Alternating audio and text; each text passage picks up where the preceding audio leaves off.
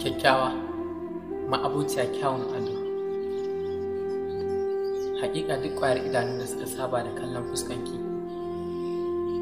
to wannan ƙwayar idanun babu su babu damuwa. Duk zuciyar da ta saki ta saba da sauraron sautinki, to haƙiƙa ya ishe ta farin ciki na har abada.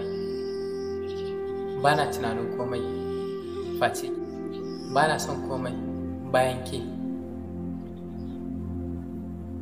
Na riga na narke a so, zuciyata ta riga ta kamu da so.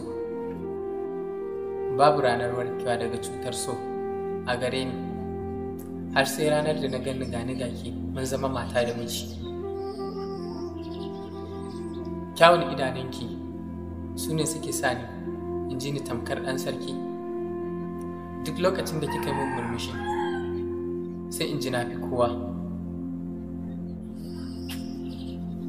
Kamalarki da kuma iya tafiyarki su ne suke tabbatar min da cewa ke ta musamman ce. Ban son kowa bayan ke, kuma ba zan so wata ba bayan ke.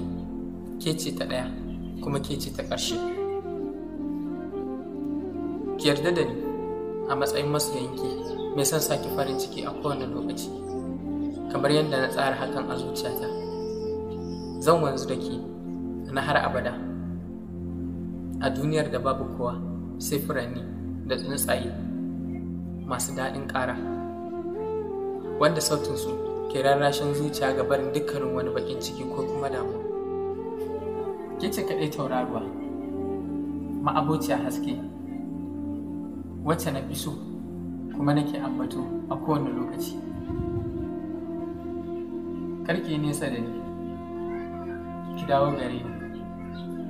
Ko da yaushe shine ambace ki, shine cikon maragina. Ke ce fitila mai haske duniya, zaƙin muryanki kuma ya zarce zuma balle sukari. Idan yau ne farkon zuwanka wannan tasha mai albarka mai suna Sansanin Masoya TV, daure ka danna mana subscribe, sannan ka danna ƙararrawar sanarwa domin samun shirye-shiryenmu da zarar mun ɗora.